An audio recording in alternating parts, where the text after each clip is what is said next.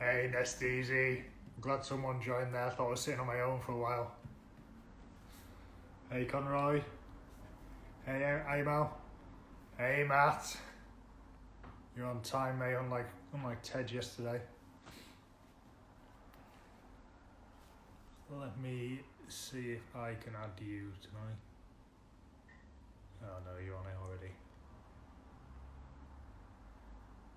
Hey, Guy and Harley, how you doing?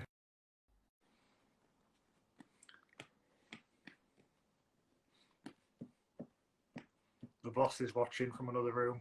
Hey, mate. Good evening, sir. How are we? Yeah, good. Let me turn you up a bit. Was that a little bit smoother than yesterday? Yeah, well, I mean, being on time was a good start, but I wouldn't expect anything less from you, mate. I should have known Ted would be late. That's the ex-army in me. I like to be punctual. Yeah, exactly. How are you getting on, mate? You okay? Yeah, I am very well, thank you. How are you? Good. Yeah, good. Keeping myself busy. Yeah, good stuff. And pranking your mum as well. Yeah. You've got to have a bit of humour in there, haven't you? Yeah, exactly. You've got to have a work-life balance. Good Well, laugh, believe it or not, I actually got removed off TikTok. I think it was for copyright for music in the background, I believe. Right. Okay. So yeah, I've got rid of it. And then I watched a brief video on some American guy in court, and apparently, because it's a Chinese app, apparently Chinese were actually using people's data. So I was like, it's a bit of a security risk. So I was like, oh, I'll get rid of it. Yeah, all right. Well, I didn't know about that. Everyone's going on about house party and that getting hacked and everything, but I've not heard about TikTok. Yeah, I'm issues as well. You're not safe anywhere you go, are you? No. I think we'll get some people joining. Hi, Haley. Hey, Hassel. Hopefully you brought some guys as well from your side, Matt. Hopefully. Hey, Craig, how you doing? I think I'll do a quick intro about what we're up to, and what I hadn't realised as well is that obviously this pops up on your side as well. So like I said, people from your side might be joining. So I'll actually do a bit of an introduction, quick intro myself. Yeah, just perfect. for anyone who doesn't have a clue who I am, even though I'm the host. So yeah, as I said yesterday, we're doing this kind of mindset and motivation series. Mindset's a massive deal to us. We think it's really important in more than just your property journey, kind of life as well. And so we wanted to just do something that kind of showcase that, help people understand that there's more to than just Instagram or what you see on there, a bit of the reality in property, and hopefully help some people, through some tough patches and give them some tools and techniques to, to live a kind of more fulfilled and positive life. So I'm Andrew from Elite Investor Group. We invest in HMOs in Leeds, and I am joined tonight by our good friend Matt McSherry, and I will let him do his introduction. So yeah, Matt McSherry, as Andrew just mentioned, I'm one of the co-founders of the True Property Group with my business partner Rachel Taylor. So we basically predominantly focus on sourcing. We've sourced a fair few properties over this last year, as well as project management as well. So yeah, predominantly sourcing, but we also invest ourselves between me and Rachel. We've got a fair few properties. We've got a few service accommodation as well.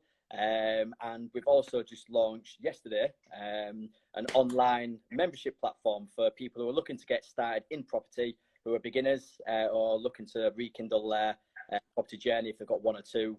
We've also just launched that yesterday as well. So that's pretty much me in a nutshell.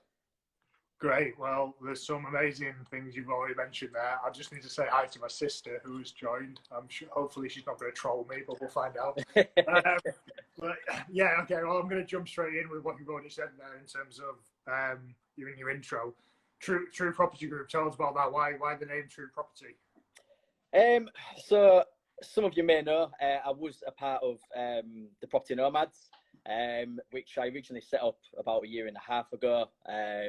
And yeah, it was going really, really well. There was three of us, three directors, myself, Rob, and Rachel. We decided that we had different vision and different values, so we decided to part ways. And myself and Rachel, we had exactly the same vision, the same values of where we wanted to take the business. So we decided that we'd set up the True Property Group, and the reason behind the name the True is because we feel as though, like in the property industry and probably business in general, it's a bit of a dog eat dog industry. So we wanted to bring something different because we feel as our values are true. We're very ethical people. We're empaths. So we just think True resonates with both of us. And that's how we come up with the name True, essentially. Yeah, good stuff. And that's why I was really keen to get you on this live with me because of those reasons, and because I know that you're very honest about things, and you've got a really great kind of outlook on the kind of what goes on in the property world and things like that, and some really great insight onto mindset type topics. Yeah. I'm going to jump ahead of where I thought this was going to go because you've already mentioned it. What's an empath? So basically, an empath, I don't know the exact definition of what Wikipedia would give you, but basically someone who really cares and puts a trust into somebody quite easily without actually knowing that person. Someone who's usually very in tune with themselves and their intuition, and you believe that you know someone on face value. So I'd probably say that's a good way of summarising empath. Okay, so how have you come across kind of understanding that you're an empath then? Is that from kind of personality kind of tests, or yeah, I think a lot of it, which we'll touch on in a bit actually, because I want to talk a little bit about like habits and stuff like that. But I think it's something that has been deep rooted within my subconsciousness. It's how I've been brought up. I've got family that are all surrounded or involved in the healthcare side of things. And I think to be involved in them kind of industries, you've got to have some sort of like empath side to you. Yeah. You've got to have that empathy. You've got to be caring. So I suppose because I've been brought up around it, it's just been something that's been, wired into my subconsciousness. I can definitely agree with that, and we are heavily influenced by our parents and people around us and spouses, partners, things like that. But I do think that you can still have a very different, what's the word I'm looking for? You can have a very different personality. You still have your kind of personality that's within your core, and I think it's important to realize what that personality is and not necessarily be lent on by other people. Well, yes, you can take influence from them, but it's important to also kind of be true to yourself. Yeah, 100%. And that's one reason why we call ourselves True Property, because we're true to ourselves, we're true to our values. But yeah, 100%, because I think at the end of the day, you can build a foundation from how you've been brought up, but then the rest of it's up to you. It's about doing that kind of soul searching, figuring out who you are, your vision, your values, where you want to go in life, what your ambitions are, and really kind of digging deep to what they are. And like, I suppose it's trying to figure out and carry out activities that are going to be able to enable that. And I suppose things that I've picked up along the way is things like meditation. I went traveling for nearly 2.5 years, which really, as cliche as it sounds, that's where I pretty much found myself, found my vision, found my values, figured out that I did want to have some sort of like business. I didn't know at that time that it was going to be property, but I knew that I wanted to be self-employed and that I wanted to develop a better life for myself, my family, my friends around me. So yes, I suppose just understanding your foundations, and then you can kind of grow on that by carrying out certain activities or doing certain things in your life that will give you that kind of click moment, if you like. Yeah. So when you say, I talk openly about how, traveling completely changed my viewpoint and perspective on the world, and you say you found yourself, but what exactly, what did you what were you kind of the life you were living before that you then found the real life or Matt, so to speak, that during traveling? So before I went traveling, I was pretty much stuck in a rat race, as people call it. I didn't really have I had like built up ambition inside me, which I knew that was there, that wanted to come out, but it was kind of been suppressed with everyday life. And I think it's just the way I was brought up. I know I mentioned like obviously been in the healthcare profession, so as you can imagine, if you refer that to the Rich Dad Poor Dad book by Robert Kiyosaki, if anybody's read it, it was a very poor dad mentality, the way I was brought up. So I suppose within my subconscious roots, I had a lot of poor dad mentality way of thinking. So I suppose I kind of prevented myself from getting to where I wanted to get to because I just suppressed myself. And I thought I was carrying out the life that I was meant to carry out by following the system, by getting a job. And I was at one point, I nearly went to uni, which I'm so glad I didn't now. So I thought that following the system was the right thing to do in my life. But then I had a kind of epiphany moment where I thought, you know what, this is not me. I want to do something different. So I thought, because I'm at this kind of block in my life where I don't know what the hell I want to do, you know, what should I do? So I decided at that point that I was going to save up and book a one-way ticket, one-way flight to Thailand, so that I could just go away and like evaluate what I've done in my life and decide what I really want to do moving forward. So I suppose, does that answer your question? Yeah, no, definitely. And I think that's what I'm personally really passionate about. And hopefully, you know, once we hit our financial freedom figure, I can spend more time doing, because I completely relate to that. And I completely, and I also don't have any judgment towards anybody who doesn't have this kind of you know, financial freedom, property, rich dad mentality, because it's the society we grow up in, and it's the mentality that we are taught at school, that, you know, you go and you go through school, and, you know, go to university, you get a job, and you work your way up the ladder, and then you retire at 65. So I've got nothing against anybody who has that mentality, but I really want to help people understand that there is another mentality that you can have, and there is other ways to look at you know, your life and what you do with it, and just whether they choose to take action on it is irrelevant to me. Just to understand and open their mind to say there's other ways. So yeah, I can completely relate. And I think as well, it's about understanding yourself, because if you're in a job that you don't necessarily enjoy, and you're waking up every morning and it's a bit of a slug to get out of bed to actually understand that you're actually going to the job that you don't really like. Yeah. I think if you're in that situation, then surely you want a better life for yourself. And that's where I suppose it'll, you know, make you realize that you need to do something different to give you that fulfillment, to give you that, you know, that excitement to get out of bed and actually be able to carry out that day-to-day activity that's actually making you feel happy and making you feel fulfilled. So you've definitely got to have a balance. I understand that. And I suppose society has got to have a balance as well, because not everybody's like that. But you can always have a better life for yourself, 100%. Yeah, 100%. So how do you think you're going to get that balance in the long run? What does the kind of future end goal look like for you?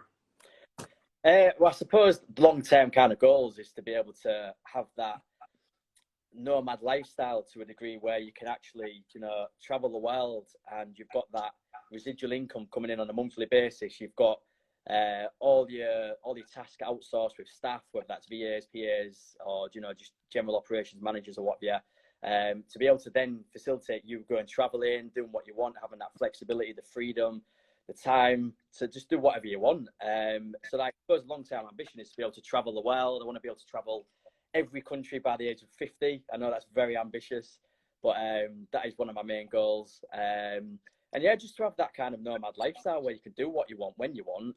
And to be honest with you, like, I don't just want to focus mainly on the source or on the property side of things. I suppose my main ambition is to be able to use property as a vehicle to be able to get me to where I want to get to, and then look into other business ventures, look into different avenues, different industries, not just focusing on property in general. So I suppose that's the biggest ambition, is to just build an empire in different areas. Yeah. Well, there's two things you said in there. One was all the countries by 50, because you inspired us to have that same goal. I mean, we already wanted to visit every country in the world, but yeah, you inspired us to put that kind of every country by 50 deadline on as well. So we'll race you and see who gets there first. And then the second thing was, I agree completely that you know, property. We're architects, so we are actually really kind of passionate and interested in the kind of construction industry. But, sorry, someone went on there. But so we are in the construction industry, but I'm also very passionate about photography, and you know, it's that kind of age-old question of what would you do tomorrow if you didn't have to go to work and, you know, earn money, you know. And mine would be I'd pick up my camera and I'd go get on a plane somewhere, and I'd go and be, you know, kind of travel photography somewhere, you know, wherever that might be.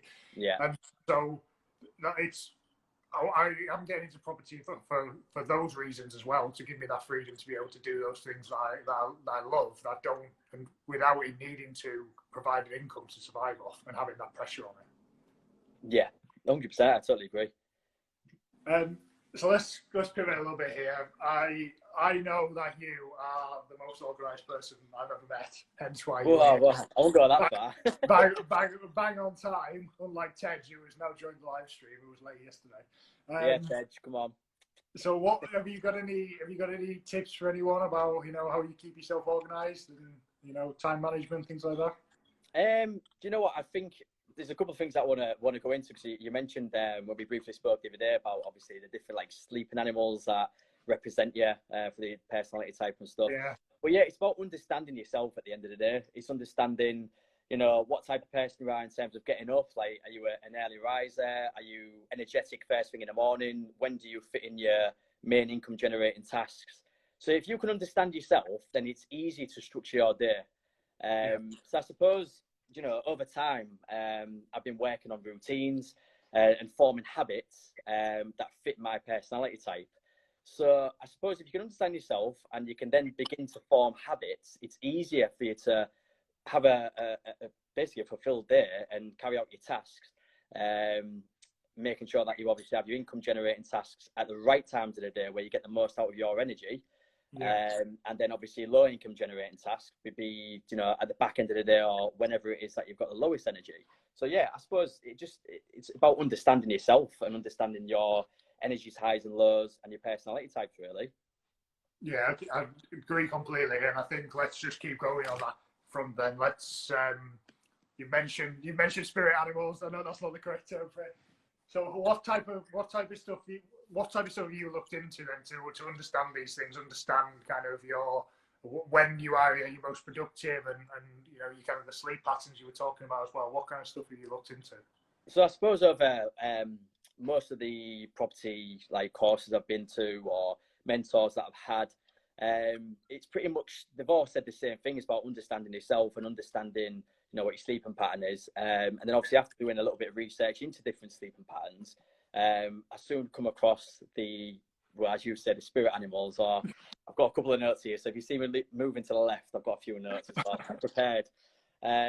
So obviously you've got the dolphin, you've got the lion, you've got the bear, and you've got the wolf. So they're your 4 sleep animals. Now, a dolphin is usually somebody who's quite a light sleeper. You've got the bear, which is somebody who has to get their 8 hours. They can't function without having their 8 hours. Someone who wakes up at, like, say, 7 o'clock and goes to bed at 11 p.m. And you've got the wolf, which is pretty much, so basically someone has to, they're an evening person, essentially. So they go to bed late, they wake up later. And I didn't mention a lion there, did I? And a lion as well. And a lion as well. So the lion is someone who wakes up early and they're full of energy. So that's what I'd probably put myself in. I'd probably say I'm the lion category, because I wake up 5:30 in the morning. I'm full of energy, and I do my morning routine, and then I carry out my exercises. Obviously, get your endorphins pumping through your body. So then you can then use that energy, use the endorphins to then do your main income generating tasks, because that's where your creative juices are then flowing the most. Yeah. So it's about understanding them 4 elements, finding out which one of them you are, because once you know which animal you are, you can then research more into that animal and find out what the characteristics of that animal are. And then if you 100% resonate with that animal, you can then begin to understand your energy highs and lows and where you need to focus your time. So if it means sleeping until 7 o'clock in the morning, because that's where you function better, sleep into that time. Or if you're a lion, get up at 5 in the morning, and then you can better understand yourself. And once you understand yourself better, then you can structure your days better. Definitely. So after we spoke last week, because I've read the Why We Sleep book, and just lots of similar kind of there's a lot of similar stuff in terms of this kind of headache rhythm and when your peak times are and what your kind of working day should be and things like that. I tried to do the one that you with these animals, and unfortunately didn't send me my results. But based on reading the descriptions, I would probably be in the wolf category, or maybe the one before, where I can sleep late and get up early and I can still function fine. I couldn't not sure I could do it every day, but definitely the wolf. I'm very much more productive in the evenings, and I'm happy to work into the evenings and then get up later the next day. But what we were talking about last week when we were having a chat was that I still sometimes get that guilt of it, though, that, oh, I shouldn't be in bed. It's 11 o'clock and I shouldn't be, I mean, to be fair, obviously to 11, but, it's half 9 and I shouldn't be in bed. I should have been at my desk an hour ago and I haven't worked out and things like that. And, it's, have you got anything about that for anyone else who might be feeling the same way? That, okay, I found out my animal, but I still feel this guilt because I've been drilled that I should be at a desk at 9 o'clock in the morning. I just think you need to stop being hard on yourself at the end of the day. I think at the end of the day, it's a natural thing because you constantly compare yourself to other people. So if you see someone posting on Facebook and like, oh, I'm up at 5 o'clock, by 10 o'clock, I've achieved so much more than what other people have achieved in a day. And comparing yourself to someone like that is instantly going to make you feel crap. So the best thing you can do is not compare yourself to other people, because you're your own person. You have your own routines. You're your own personality type, and you do what works for you. You don't do what works for other people. Because that's what I think when I started getting into this entrepreneur space, into business and all that kind of stuff, and reading the books. Some of it I totally agree with, but then some of it I think it's on personal preference and the personality types, because you might not be able to be productive at 5 a.m. in the morning, and no matter how hard you try, you might never be able to be that productive in the morning, because that's just not your personality type, it's not your body type, and it's not how you work and function best. So you've got to be able to make sure that it's something that you resonate with, and that you actually understand, and you understand it's something that you can carry out. Yeah, I'd agree with that, and I think that goes more than just kind of what you say. I understand what you're saying about these books and about the 5 a.m. club and all that lot, and I think it also goes to other things in terms of like, well, you should be doing HMOs or you should be doing SA, and you should be operating like this. And someone really frustrated me the other day because they put the comment on this post saying like, oh, if you're trying to furnish a house at the minute, you're an absolute idiot. And it's like, well, hang on, are you in that person's situation? Like, so yeah, it wasn't directed at us, but we've got a house that's going through refurb at the minute, and we could potentially not be able to rent it for another 2 months, and so we want to get it furnished because we want it ready for the day that lockdown comes out. And if just because your opinion is that you shouldn't be doing it and you should be putting your hands down, you shouldn't be judging what other people's situations are. And I think that goes into it as well, not just personality types. 100%, yeah, because I think the same principle applies essentially in different strategies in property, because there's that many different strategies, but it's what you resonate with, it's what you're focusing on. And I suppose it comes down to that 70-20-10 principle, where 70% of your time is spent on your main strategy, your 20 is then on your second strategy, and your 10% is your third strategy. Now, that might be 3 different property strategies, or it may be 70% is a property strategy, your 20% is, I don't know, maybe Forex trading, and your 10% is Amazon FBA. There's no right or wrong answer for that. It just depends what you want to do or what you're focusing on at that particular time.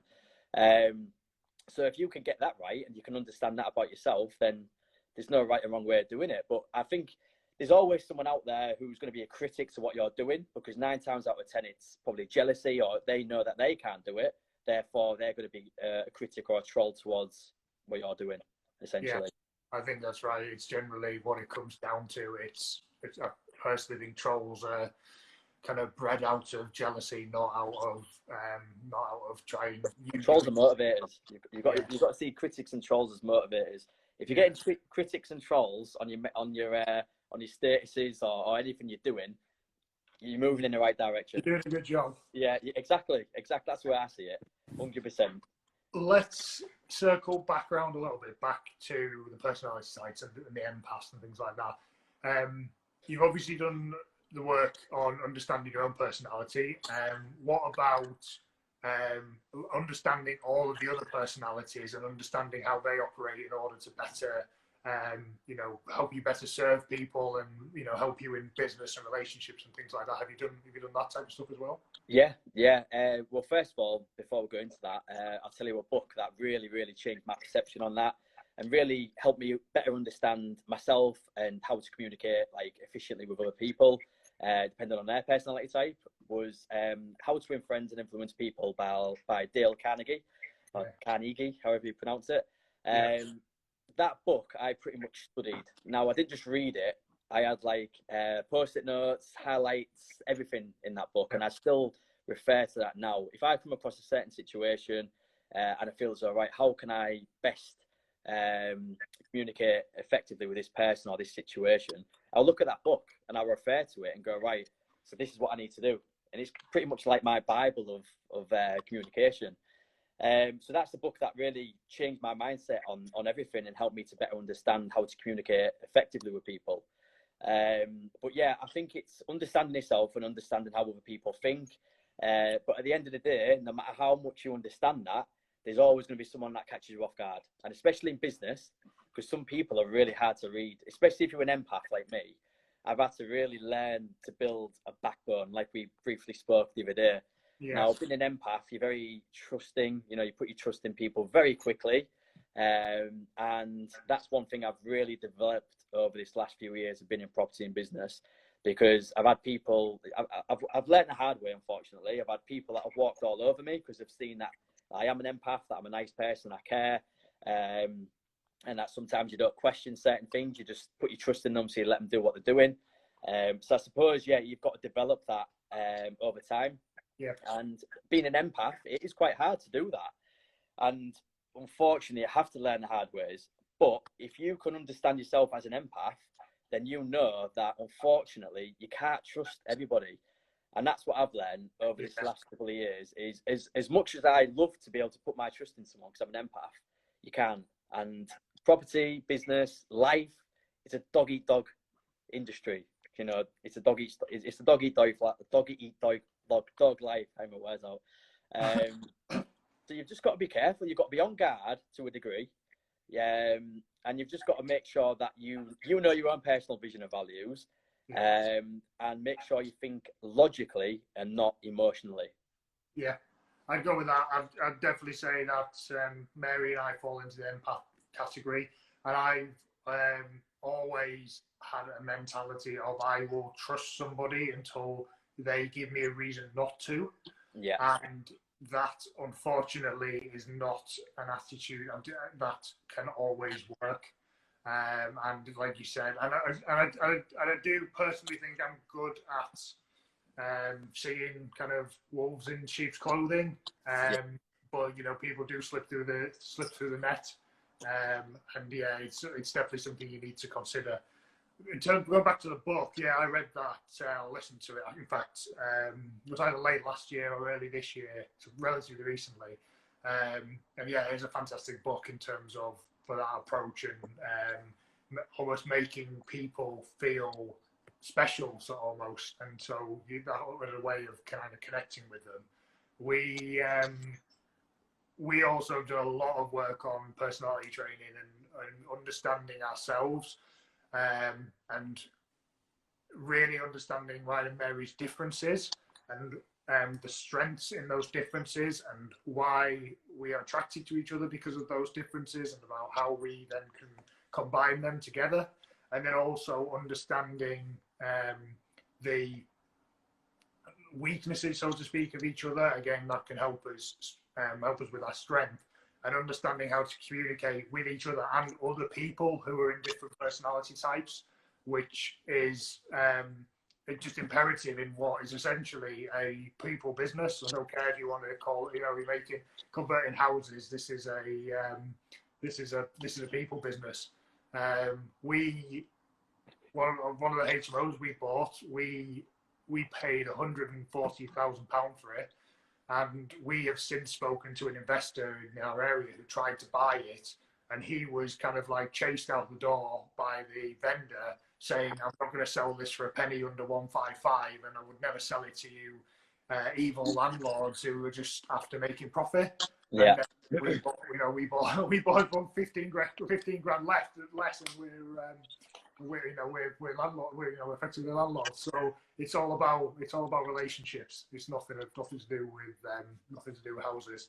Yeah, I think at the end of the day, it's emotional intelligence.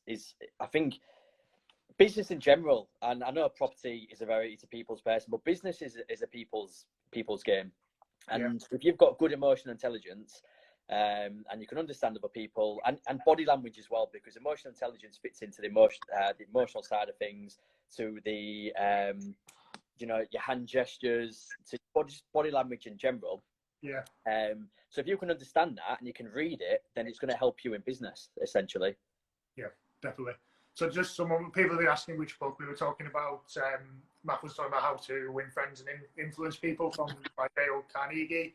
And then I've just been, it's not necessarily from that book, but just talking about kind of the different personality types. So there's loads of different people saying different personality types, but generally it's the same thing. I don't think it matters necessarily which one you look at. 60 personalities test is quite a well-known one. But yeah, that's just what I was referring to.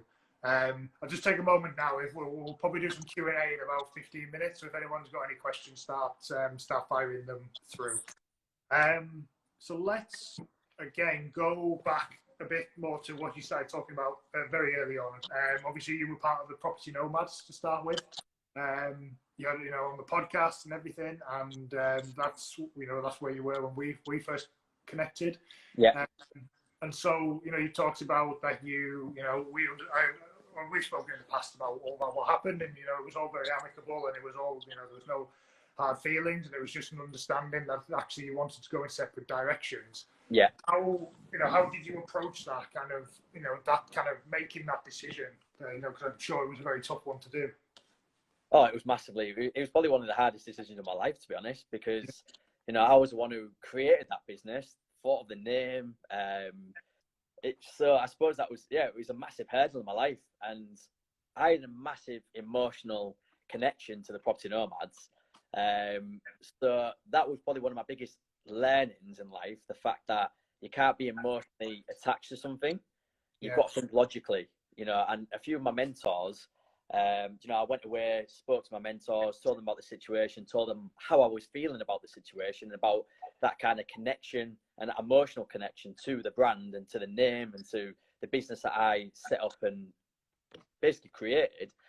And it was a mentor that said to me that you've basically got to look at the bigger picture, and you've got to think to yourself, just because you've created something doesn't necessarily mean that thing that you've created is going to be the thing you carry out for the rest of your life. And you've got to sometimes take a backward step and think about the future, think about your vision, think about your values. And if they're not congruent with what's going on around you, then you need to make that bigger decision to do what's right for you at that time. So I basically looked within and got rid of that emotional connection and actually thought, you know what, it makes total sense to move away from it and just set up something new with the values and a vision of what I could foresee in the future. But yeah, it wasn't easy, by any stretch of imagination. It was not easy at all, but you've got to do what works for you and what's right for you at that particular time in your life. I think taking the emotion out of it was a really key point what you just said there. And it's something that I try and do quite often, but I find quite easy to do because I am more analytical minded than emotionally minded. But obviously some people might not be that way inclined. So I just wondered if you had was there anything in particular like you did, any, kind of like, I don't know, like, writing lists down of pros and cons. I don't know, anything that you did to help you take away that emotion and just look at it logically. Yeah, to be fair, you've hit the nail right on the head there. I've done exactly that. I've done a list of pros and cons. I just had a bit of a brainstorm of everything that was going on and what my visions were and where it fitted into, my old brand of the Property Nomads. And after doing that, I weighed everything up and it made logical sense for where I wanted to move my business forward and move my future forward, that brand wasn't actually going to facilitate that. So I suppose, yeah, it was writing down pros and cons. It's just writing down, because I think one thing I've learned in business and just in life in general is I've never been academic. Like I left school with okay GCSEs, didn't really dropped out of college, went in the army, didn't go to university, and I decided that that wasn't the life for me. You know, I've always been sportish, or sporty, should I say. I was running for North of England, or the England team, when I was under 17s for sprinting. So I've always been more physical than, you know, that kind of academic. Yeah. So I suppose, yeah, you've just got to do what's right for you, to be totally honest. Did you have any like reservations or concerns about kind of whether or not are you making the right decision, and any fears of like I don't know, like I'm throwing this away, or you know, blah blah blah, or should I just stick it out, things like that? Oh, massively. And I think that was from my deep-rooted subconscious thoughts, and that poor dad mentality of that I've been brought up around was, yeah, massively. Like I was thinking, like, if I throw all this away, I've just built all this up, and for what? But again, because I wrote all the pros and cons, and I was speaking like regularly with my mentors, they just give me that, I suppose, that better understanding and positive thoughts that I was doing the right thing, and that was the best thing. Because I basically took my pros and cons sheet and my little brainstorm to my mentor, and he was like, "We've already answered the question in what you brought then." But yeah, and I think the way that I've been brought up is to have that poor dad mentality of, you know, you stick to that routine, if you like. So yeah, I suppose it was just, I did have that, and I had to fight with a few demons, but as soon as I got over it and I moved away from the emotional side and started thinking more logically, it was the best decision I've made. I think that again, just to reiterate, I think taking that emotion out of it is a really good tool to have. And I think a lot of fears can very quickly be alleviated by doing that. Just looking at the kind of cold hard facts and the figures, it's a big positive. It's a skill you've got to have in business, to be totally frank. If you don't have that, and you're thinking more with emotions, then especially in property, if you think with more emotions and you're emotionally attached to something, you're going to make, chances are 9 times out of 10 you're going to make the wrong decision because you're thinking with emotions. You've got to look from an outside perspective in, and think, is this a right investment? You know, do the figures stack? Are the comparables right? You know, what demographics? Is it going to attract? Is it in the right area for the pet, like the strategy type that you're looking to carry out? So these are all things you've got to think about. And if you haven't got it right, and because you're thinking emotionally, then you're not going to really have a chance. I think I'm going to take one question now, because Dan's of Rooms to Riches has said it, which I think is a great segue into kind of what's a typical working day like in your routine, because I'd quite like to know about your kind of daily habits and routines as well. Typical morning routine, a day habit. Well, I'd probably say, so I'm up at 5, between 5 and 5:30, usually 5 o'clock. So the first thing I do is get up. I have a freezing cold shower. I couldn't do that. I've tried. I love Wim Hof. I used to do I did the breathing exercises. I actually had to kind of almost give it up because people probably don't know. I've got a bit of an issue with my shoulder. I had an operation last year, and it's kind of got some issues with my nerves and things like that. And for some unknown reason, all these Wim Hof breathing exercises were like, I don't know, they tingled the nerves and put me in some serious pain in my arms. So I kind of had to give it up. But I could not do the cold shower. Like, even tried it and just. Yeah, it's not for the faint-hearted. Kind of half the point. It's breaking down my mental barrier, but I just couldn't get past it. Well, I think the way I look at it is, I've been doing it for like 3 years now. Yeah. I can't even remember what book it was that I read. I read a book quite a while ago, and it said about putting yourself out your comfort zone, and one of the ways they did it was to have a cold shower every morning. Yeah. I can't remember what book it was now. But yeah, it was ever since then that I just stuck to it, and even now, it doesn't get any easier. Every morning that I get up and I know that the cold shower is coming, I absolutely dread it. I absolutely hate it. And that's 3 years on. So you can't build a habit in that. But so yeah, so pretty much I have my cold shower. Once I've done my cold shower, I go straight, because usually you're alert and you're awake. I'll go into like gratitude. So I've got a gratitude journal, and I'll write 5 things that I'm grateful for. Yeah, great. And once I've done that, I'll then do my Wim Hof breathing techniques, and it's usually about 15 minutes worth. So if anyone's interested in that, it's basically go on YouTube, type in Wim.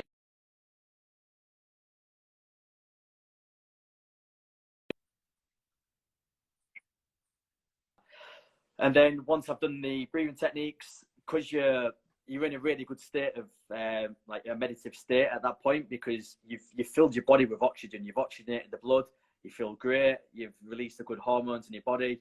You can just get into a really deep meditative state. So I'll do 10-15 minutes of meditation, sometimes a little bit longer if I'm in a really deep trance. Then once I've done my meditation, I'll do my affirmations, my visualizations, and then I'm pretty much good to start my day. I'll usually go straight into some sort of workouts, whether that's going for a run or usually going to the gym or home workout, because we're in this lockdown at the moment. And then once I've done that, I'll have some food, crack on with my main income generating tasks. So the things that I really need to prioritize my time on. So if you're using your creative juices, then you need to be doing that. Well, me personally, because the way I am, I need to be doing them, from 9 o'clock in the morning till 11, 12, and that's where I'm more creative, I'm more energetic. So I'll do my main income generating tasks then, and then pretty much from 12 onwards, I'll have something to eat, and then you do your tasks like emails, anything like social media updates or planning your social media content. And then the back end of the day, I'll do my low income generating tasks, anything that doesn't really take too much energy. And then usually back end of the day, I'm feeling quite tired. So usually I just rather listen to podcasts, listen to audible books, or read, or just do something that's not going to take up too much energy, because at that point, I've not really got much energy to take up. Yeah. And then usually in bed by 10 o'clock, 10:30. Yeah, all right. So a bit of an early into bed as well. So obviously, to get that early morning start. But pretty much, like you said, it's all about your routine. You mentioned some stuff in there. I don't know. We'll see whether we get time to come back to it, because it's just reminding me of all. We've had many conversations over the last 18 months since we met, and yeah, you're bringing up stuff that I've like kind of half forgotten about, and but would be even more great topics to talk about now. Let's be fair. I wanted to bring in a little bit anyway, because I think it'd be good for everyone who's watching in. Is because I've kind of developed the Stoicism philosophy, and that's something that I've built in my kind of routine in my life since I started doing meditation, and that's pretty much stemmed from traveling. Now, I went on. I've spoke to you briefly about. I think I spoke to you in depth actually about my meditation retreats that I've been on. Yeah. So it's called Vipassana meditation for anyone who's interested. It's pretty much a Buddhist kind of practice, and to be able to like carry it out, you've got to do a 10-day. Well, you don't have to do a 10-day retreat. You can build up to that and do like a 3-day. But I just, the way I am, the personality type I am, I just threw myself in the deep end straight away. When I was traveling, I went to Burma, which some of you may know as Myanmar as well.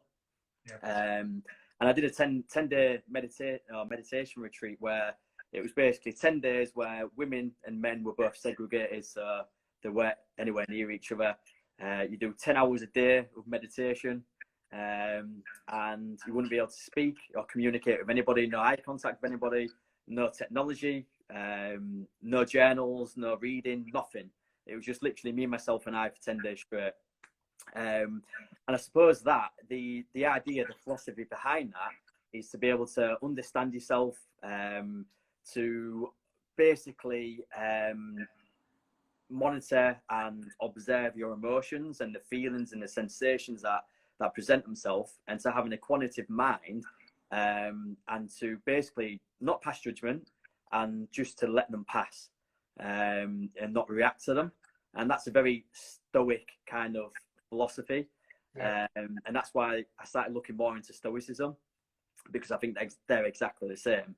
And I think if you can apply that in your life, you're pretty much onto a winner in business and in life in general. Because if you can control yourself and have that emotional control, physical control, and if any kind of experience presents itself, and you can kind of keep that equanimous mindset and not react to whatever it is that's presenting itself, then that's going to help you get through life massively. Yeah, definitely. I have remembered that earlier about when we talked all about this 10-day retreat, because I'm quite keen to do one, but I can't remember who's told me the stat. It was something I heard on a podcast or something about there's like I don't know, 15% of people have a mental breakdown or something while they're doing it, and I reckon I'm going to be in that 15%. So, well, they actually say it's in the disclaimer on the little leaflet that you get before you go into it. If you've got pre-existing mental health, you should not be doing it, essentially, right? Because, well, basically you're stuck with yourself, and if you've got mental health and you've got them demons that are really trying to come out, then it's not the ideal situation. I mean, when I was doing the first one, I've done two retreats, one in Burma and then one when I came back to England as well, and that's down south in Hertfordshire, or Herefordshire, how you pronounce it. And yeah, both of them, you saw people walk out because they just couldn't deal with it. Like, they couldn't deal with themselves, their emotions, the thoughts, the things that would present themselves. Because the idea is to bring the sankharas.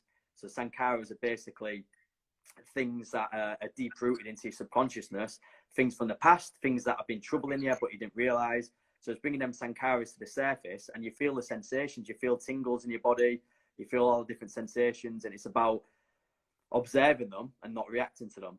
And within that 10 hours that you do a day, 3 hours of them 10 hours, once you set your position, so once you've set your legs and your arms and stuff like that, you're not allowed to move for 1 hour, not allowed to move an inch. You've got to set that position for an hour, and within that hour you get tingles in your legs because you get like cramps and all sorts, and it just helps you to observe what's going on, the feelings and sensations in your body, and not react. And it's the first couple of days doing it is really, really challenging, but once you can actually look past that and look at the bigger picture, that it's only temporarily, it's not going to be a long-term feeling and a sensation, then it's easier to overlook and it's easier to overcome as well. And then if you can apply that principle to life, to business, it makes things a lot easier. Yeah. So in terms of then with your daily meditation, are you exactly what you just said there about your kind of body and things like that? Are you taking, almost like a trouble that's on your mind, and are you pondering that for during your 10-15 minutes meditation and applying those kind of same thought processes to it, that you're thinking about it, acknowledging it, digesting it, and letting it pass, and understanding what its true value or worth is? Pretty much. I mean, don't get me wrong, I'm human, and sometimes the emotions get the better of you, but having that kind of outlook and the philosophy, it definitely helps suppress the bad thoughts that come into your head. Well, not suppress, but like just to let them pass and observe them, and observe what feelings and sensations they bring to you, and why you're feeling the way you do, and what's the rooted cause that's making you feel like that.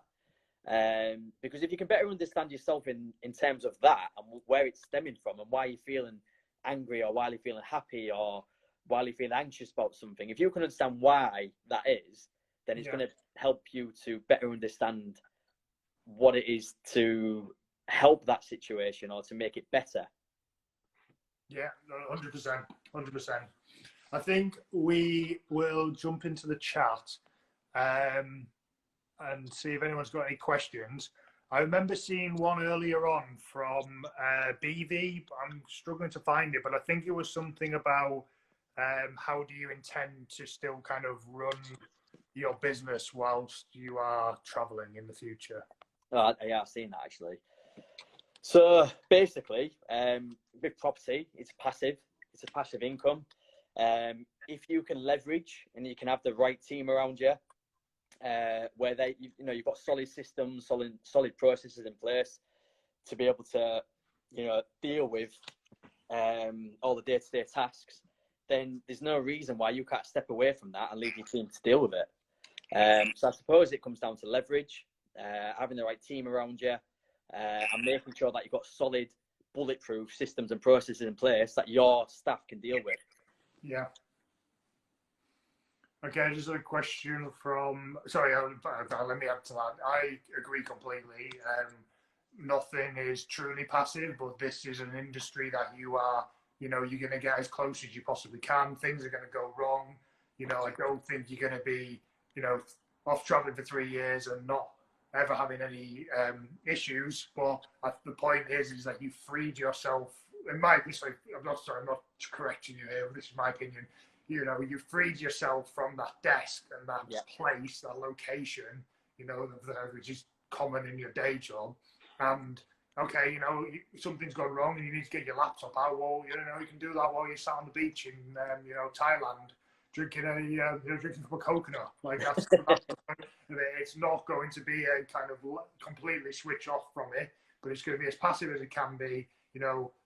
4-hour work week. 4 hours of you have to do 4 hours a week on your laptop wherever you are in the world, and the rest of the time you enjoy yourself. So, I think it comes down to your team, because at the end of the day, it can be pretty much 95% passive income, because if you've got a really, really solid letting agent that you've got a really good relationship with, say for example you've got a property and the boiler breaks, for example, and usually 9 times out of 10 they've got to get in touch with you to say, look, the boiler's gone, it's going to cost you X amount. But if you've got that open relationship whereby you say to them that, look, if anything happens, you've built up a pot, you've built up a contingency, because you put that away on a monthly basis to deal with that and to handle any situations that arise, then if you've got that relationship with the letting agent, say, look, if anything big happens, look, you've got access to this fund. This fund is available to be able to sort out the situation, and just drop us a message, just let us know what's happened, and then bill us the invoice. That's fine. So it can be pretty much passive, to be totally honest. If you do it right and you build up relevant relationships, the right relationships, and you have a really good team around you, it can be quite passive. I think as well, if that scares you, that thought of like letting go of that much control as well, just build it up. Say to the letting agent, look, you can solve anything that comes in under £100. You fix it. Yeah. And then once you start to realise, oh, hang on, I've just wiped out 80% of the phone calls I get from my letting agent. You'll probably start liking it, and you'll probably be like, oh, let's up that a bit. Anything that comes in that's £500, you can sort it out. And exactly. Even so, people know, we know how much boilers cost, and you can figure that out and say, look, the boiler's broken, right? If you can get a quote that's roughly 1,500 quid for a boiler and to fit it, do it. That's the target. If it's 1,550, it doesn't matter. I think at the end of the day, as property investors, you should know how old your boiler is in every property, and you should know or have an idea as to when potentially that boiler could go, and then you can put in your contingencies. Because if you don't, then you're not really running an efficient business. You need to understand these things. Like, these are just these things that you need to understand in property and in business in general. So if you can understand that and have an idea, of the lifespan of a boiler, because I know different makes and manufacturers have different lifespans. If you can understand that, then it makes life a lot easier. And I've just seen someone else just post on there, if you use any meditation apps. I don't personally, but I know people who use the Calm, and is it Mind? There's Headspace as well. Oh, Headspace, that's it. I've used Insight Timer in the past, which is a bit less, it's a bit less nice graphic-y looking, but it's free, and there's some really good stuff on there. There's an introduction to meditation, if people are interested, haven't done it before, where it's like, I think it's 30 days. I can't remember how many days it is, but every day is a different type of meditation.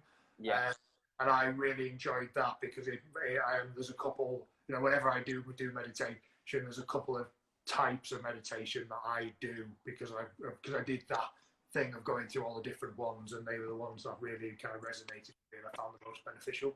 And I think that's probably good, to be honest, because I think different people are going to resonate with different types of meditation. So having something like that, where you can actually try all these different types, is probably a better way to do it. I think with me, because obviously I went straight into Vipassana meditation, that's all I know. And I think because I relate that to that kind of stoic philosophy, it just works well for me. And I kind of include and incorporate a bit of gratitude in there as well. So you just got to find what resonates with yourself and what works for yourself as well, because there's that many meditations out there, You know, you just got to, it's just trial and error, isn't it? It's just like property. You've got to try different things, test different things, and what works for you might not necessarily work for someone else. Yeah, 100%. We're coming down to about 5 minutes, so I'm going to ask you some quick questions, and then we'll see what time we've got left afterwards. So I told you there's only going to be one scripted question, but there's actually now going to be three, so you're going to have to think your feet a bit. So have you got a favourite quote or kind of motto or one-liner that you regularly you live by or you regularly think about? I'd probably say, I can't remember who it was by, but if you think you're right or you think you're wrong, you're right. Yeah, I think that's a really great one. That's no, sorry. If you think you can or you think you can, you're right. That's right. It's all about that kind of self-limitations, isn't it? Really, it's if you believe you can do it, then you're going to find a way. 100%. If you believe you don't, you're going to find the obstacles. Yeah. Have you got a favourite book that you would recommend to people? I know we briefly spoke on it. Dale Carnegie, How to Influence and Influence People. That's probably one of the biggest and best books that I've read up to date. That's really kind of changed my perception on business, on life, how to communicate effectively. But obviously, I know we've already spoke about that, so that'll be, That's right. Everyone get out and read it, and I'll give you a tip. You can get it for free on YouTube to listen to it. I didn't tell you. I'd probably say another book. I'd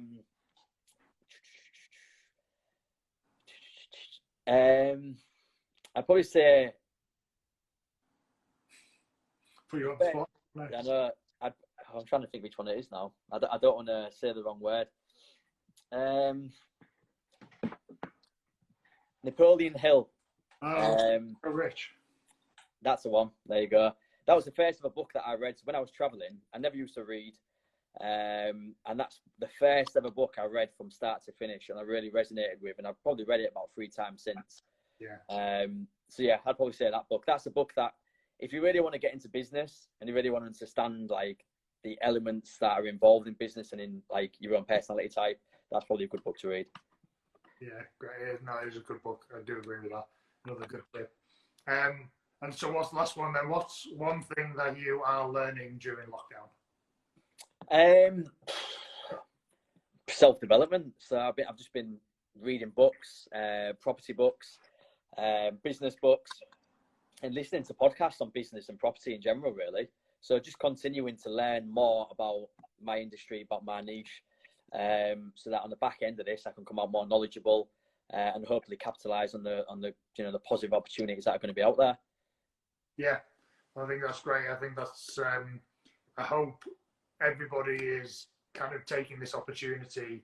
I when we first came into this kind of lockdown period, I was still working. And so I understand that some people are still working from home and they don't have all this spare time that everyone's talking about. But even so, you will have gained more time because you're not commuting and, you're not going out for dinner, you're not meeting friends and things like that. And whilst you might be doing Zoom calls to speak to friends, I really hope that everybody is using that spare half an hour or whatever they might have gained each day to really propel their businesses or their mindset or whatever it might be forward. So it's good to hear that you're doing the kind of self-development stuff. Yeah, because I actually did a video on my own personal page about this topic, basically, because at the end of the day, everybody's situations are different. Some people have got kids, some people haven't, some people are still working, key workers. So everybody's different, but I do believe if you want to really move your life forward, your business forward, you can always find time in the day to be able to facilitate that. And if you don't and you're making excuses, then you obviously don't want it enough. That's the way I look at it. Yeah, there's a great quote somewhere that it's not that you don't have enough time, it's that it's not a priority to you. If it's a priority, you'll make time for it. Yeah. We're coming quickly to an end, 39, 38, 37. Right, can I quickly plug? Any quick plugs? Quick plug. So if anyone wants to find me on Facebook, just type in Matt McSherry, so MATTMCSHERRY, or the True Property Group. If you want to catch me on LinkedIn, it's Matt-McSherry. Instagram is @Matt_McSherry. And if you want to check out the website and our monthly membership, check out www.thetruepropertygroup.co.uk. Brilliant. Thank you very much, mate. This has been Pleasure, amazing. mate. I was really happy to get you on, and thanks again, and we'll catch you soon. Pleasure, mate.